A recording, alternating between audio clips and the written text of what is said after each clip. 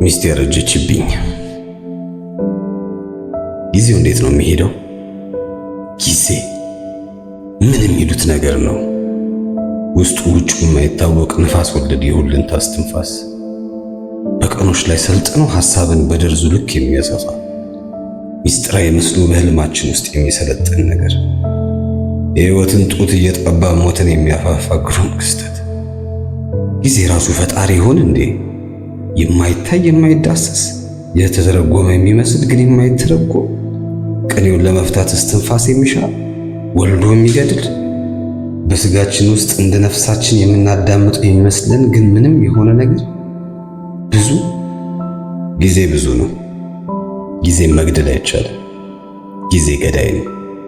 በአንድ ግለሰብ ህይወት ውስጥ መጀመሪያው መጨረሻው የማይታወቅ ነገር ልክ እንደ ፈጣሪው። አሁን የመጣሁት ስለ ጊዜ ሚስጥር ለመዘብዘብ አይደለም። ሲጀመር ምንም የማውቀው ነገር የለም።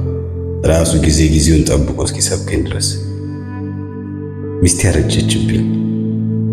የፊቷ ቆዳ የፀሐይ ብርሃን እንዳላገኘ ቅጠል መድረቅ ጀምሯል። ፈገግታዋ ለዛው ጠፍቶ የጥርስ ጋጋታ ብቻ ሆናለች። ጀርባዋ ጎብጦ እንደው ድንገት ዞር ብላ ስታየኝ የሆነ አደጋ ልታደርስብኝ ነው የምትመስለው። ንቃቷ ጠፍቶ የምትተክዝበት ጉዳይ ራሱ ትርጉም የሌለው ሐሳብ ላይ ነው የሚመስለው። በሆኑ ባልሆኑ ነገር ልትፈልገኝ ትሞክራለች። ሞክራ ግን ብዙም አትቆይ፣ ይደክማታል። ልጆች አልወለድንም። አንዳችንን እያሳደግን ነው የትዳር ዘመናችንን ስንለጥጠው የከረምነው። አሁን ግን መጋባታችን ራሱ ከትውስቴ እየጠፋብኝ ነው። ድንገት ሌሊት ላይ ከተኛሁበት ተነስቼ ስመለከታት ከሌላ ሴት ጋር ያደርኩ እስኪመስለኝ ድረስ ገጽታዋ ሞቶ የሚተነፍስ የሴት ስጋ ብቻ ሆና ታየች። ድንገት በአንድ ሌሊት ውስጥ አርጅታ የጠበቀችኝ ነው የምትመስለው። ጠዋት ላይ ነቅቼ ወደ ስራ ገበቴ ልሰማራ ስል ቁርሴን ልታቀርብ ተደፍታ ስትንቀሳቀስ ሳያት አለ አይደለም ድንገት የሆነ የማይገባኝ ጥላቻ በውስጥ ይመላለሳል። የምፈልገው ስሜት ሆኖ አይደለም፣ ስሜቱ የሚመጣው ድንገት ነው። የማልቆጣጠረው አይነት ጥላቻ። ይሄ የጊዜ ቀመር መሆኑን ለመረዳት ብዙ የጥላቻ ቀናት ከህይወቴ ላይ ቸክችኬ ተቀምጬ ነበር። ሚስቴ ያረጀችብኝ። መጀመሪያ ጊዜ ያው ቃሉ አከራካሪ ቢሆን ልጠቀሙ። መጀመሪያ ሳያት የተሰማኝ ስሜት ልዩ ነበር።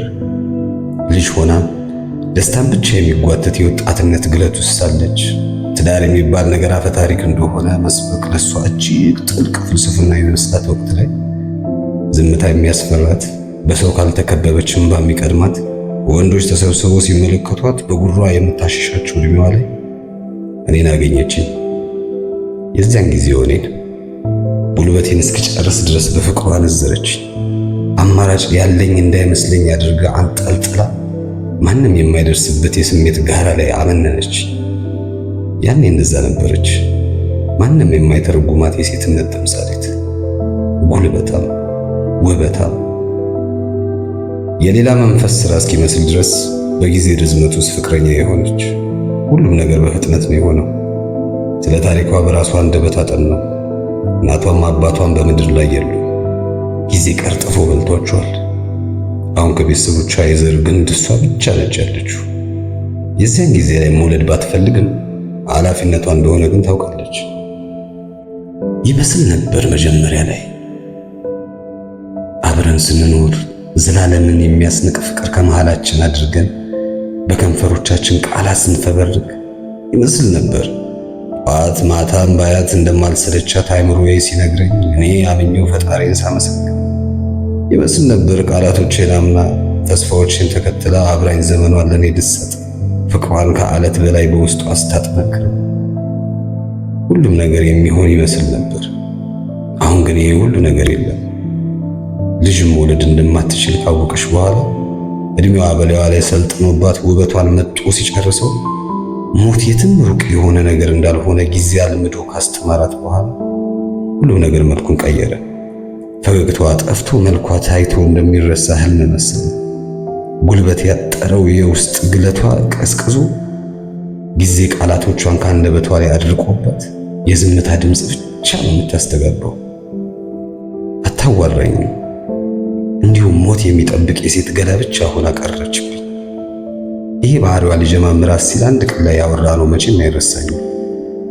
ከስራ ደግሞኝ ገብቼ እራት እንድታቀርብልኝ እየጠበቅኳት ባለሁበት በትካዜ ካልጓ ላይ ሆና የተዘጋው ቴሌቪዥን ላይ አፍጣ ቀርታ አየኋት። የምር አሳዘነች። ለመጨረሻ ጊዜ ምን ገጠመሽ አስቴር አልኳት። አይኖቿን ከቴሌቪዥኑ ላይ ሳትነቅልኝ አለች። የሰው ልጅ ግን ሞትን ለምን የሚፈራው ይመስልሃል? ወይስ በድሮ ጊዜ የሚወደድና በጉጉት የሚጠበቅ ነገር ሆኖ በጊዜና በሰው ብዛት ልክ ትርጉሙን እያጣ የመጣ ነገር ነው? የዚያን ጊዜ እሷን እያሰብኩ ለእሷ ደንግጬላት ነበር። በመጨረሻ ጊዜ ምኑን አውቄው? ምን አይነት ጥያቄ ነው እየጠየቅሽኝ ያለሽው? አስቴር ብዙ ስታስብበት ነበርና ሐሳቧን ቀጠለች። እኔ ግን የሚመስለኝ የሰው ልጅ ገና አድጎ አልጨረሰም። የሚሸከመውን እውነት፣ የሚኖርበትን ሐቅ፣ የተፈጥሮውን ውስጠ ምስጢር ተረድቶ ገና አልተግባባው። ዝም ብለን ነው እየኖርን ያለነው። እያሰብን አይደለም፣ እየኖርን አይደለም። የሞትን ብቻ ነው። እንመጣለን፣ ብዙም ሳንቆይ እንሞታለን። ምንድነው ታዲያ የትርጉሙ? አስቴር ዛሬ ምን ገጥሞሽ ነው? ከመቼ ጀምሮ ነው እንደዚህ አይነት የፈላስፋ ባህሪ ደግሞ የመጣሽው? አስቴር ብዙ ስታስብ ነበርና መልስ አላጣችም። ምን ያህል ጊዜ እዚህ ቤት ውስጥ ተቀመጥኩ? ምን ያህል ጊዜ ብቻዬን ሆኜ ጠበቅኩ? ምን ያህል ጊዜ አስተከስከኝ? ረሳኸኝ መሰለኝ። ስታስብ ብዙ ነገር ይገባል። ስተክዝ ብዙ ጉድ ከጭንቅላት ውስጥ እየተሯሯጠ መውጣት ይጀምራል። በስተመጨረሻ ዞራ ተመለከተች። አይኖቿ ውስጥ ጉም ይታያል። እንዳረጀች የዛን ቀን የገባኝ። አልመሰለኝም ነበር የምታረጅ። ሚስቴ ግን ካረጀች ቆይታ ነበር። ብቸኝነትና ልጅ የማጣት ቁጭት አስረጃት። ሳላስተውላት ከራሷ ጊዜ ጋር በሚስጥር ተጋብታ እኔን ያልገቡኝን ጉልበታም ሐሳቦች ስትወልድና ስትፈለፍል ከርማለች። አጠገቤ ስትሆን የምናፍቃት ሴት አጠገቤ ሆና በዛችብኝ፣ ብዙ ሆነችብኝ። ሁሉም ነገር ወደ መሞቱ እየሄደ እንደሆነ ገባኝ። እሷ ናት እንዲገባኝ ያደረገች። አንድ ቀን ላይ ያ ቀን እንቅልፍ የተፋትቼ ከንጋቱ ጋር ልጋባ አይኖቼን ስገልጥ ፊት ለፊት ተቀምጣ እያየችኝ ያየዋት። በድንጋጤ ነበር የነቃሁት። ምን እያደረግሽ ነው አስቴር ብዬ ጠየቅኳት። አሁንም ትወደኛለህ? በምን አይነት ዘዴ ውስጥ ሳልፈልገው እያደገ የመጣውን ጥላቻ እንዳወቀችው ለማወቅ አልቻልኩም። በጣም ለመጠንቀቅ ሞክሬ ነበር። በጣም አዎ እወድሻለሁ አስቴር። ምን ሆንሽብኝ? እኔ ወድ ካልጋዬ ወጥቼ አቀፍኳት። ትከሻዬ ላይ ጤዛ የምታክልን ባስቀመጠች። ያ የእንባ ዘለላ ውስጡ የተሸከመው የትዝታና የተስፋ ዶሴውን እንደያዘ አሁንም ድረስ ትከሻዬ ላይ ተከምሮ ጉልበቴን እየበላው ነው። ዛሬ ከስራ እንደወጣው ወጣ ብለን እራታችንን አንዱ ሬስቶራንት እንበላለን እኔ ወድ አልኳት። ሚስቴ አርጅታለች። የዚያን ቀንን ፈገግ ትበል ትናደድ በፊቷ ላይ የተተበተበው የቆዳ አጎዛ ስሜቷን ሸፍኖት ስለነበር ምንም ሳልረዳው ወጣ። የዛን ቀን ሚስቴን ምን ያህል እንደምወዳት ገባኝ። መጀመሪያም ወዳት ነበር፣ አሁንም ወዳታለሁ። ብትሞትም ሞቴ ድረስ አርዝሜ እወዳታለሁ። የዚያን ቀን በፍጹም ልለያት እንደማልችል ገባኝ። መስሪያ ቦታዬ ጋር ያለውን መስታወት ፊት ለፊት ቆሜ ራሴን ተመለከቱት። ለካ እኔ ነኝ የባሰ ያረጀሁት። ለካ እኔ ነኝ ያስረጀኋት። ራሴን እስክዘነጋ ነበር ለካ በሷ እርጅና ውስጥ ወጣትነቴን ያቆየሁት። እዚያን ቀን ከስራ ገበታዬ ላይ ቀደም አድርጌ ወጣሁ። እጅጉን ናፈቀችኝ። የዚያን ጊዜ ብትፈቅድልኝ ስራዬን አቁሜ ያለችንን ጊዜ አብረን ሀገራትን እየዞርን እናሳልፍ ልላት ነበር። ቤቴ ተንደርድሬ ሄድኩኝ። ቤቴን ከፍቼ ገባሁ። አስቴርን ፍለጋ፣ ሚስቴን ፍለጋ። የመጀመሪያውን ቀን ፍቅር ተሸክሜ። በቤታችን ውስጥ አስቴር የለችም። ሁሉም ነገር በቦታው ሳለ አስቴር ግን የለችም። የትም ርቃ የምትሄድበት ቦታ ስለሌለ አካባቢውን በሙሉ አሰስኩት። አስቴር የትም አልተገኘችም።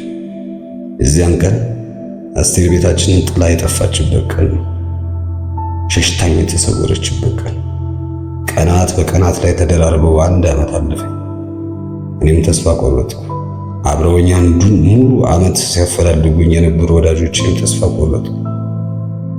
ከዛም ባለፈ ለአንድ ሰፊ የሥራ ፕሮጀክት ወደ ክፍለ ሀገር እንዲሄድ ተወሰነ። የሆነ ጊዜ ላይ ዕቃዎችን ወደ ሻንጣዬ በማስገባበት ቅጽበት አንዲት አይቻት የማላውቃት ወረቀት ከመሬት ላይ ወደቀች። አንስቼ ተመለከትኳት። ስብርብር ባለ የእጅ ጽሑፍ የተጻፈ የአስቴር ደብዳቤ ነበር። አነበብኩት። ጊዜ ጨካኝ ነው፣ አንተን አስረጀብኝ። ጊዜ እርጉም ነው፣ ምንም ልረዳው በማልችለው ጥበብ አንተን ከውስጤ እንድጠራህ አደረገ። ጊዜ ቂመኛ ነው፣ ካንተ ሰውር ዘንድ የመለየትን ጉልበት እጅጉን አብዝቶ ሰጠኝ። እወድ ነበር፣ አሁን ግን እዚህ ድረስ ሐሳቧ ተስቦ ሄዶ በእነዚህ ቃላት ውስጥ ሞተ። የጊዜ ጥበቤን አስተማረኝ። ቀድማኝ ነበር ለካ፣ ለመሸሽ ጎልብታ ነበር ለካ። ለዚህ ደግሞ አልወቅሳትም። ተመሳሳይ የጊዜ ምጣድ ላይ ነው እኩል ተገላብጠን የበሰልነው። አሁን ሚስቴ የሆነ ቦታ ወይ ሞታለች ወይ አርጅታለች። ጊዜ ሆይ እኔ ሆን የፈጠርኩ አስቴርን አይተሃታል?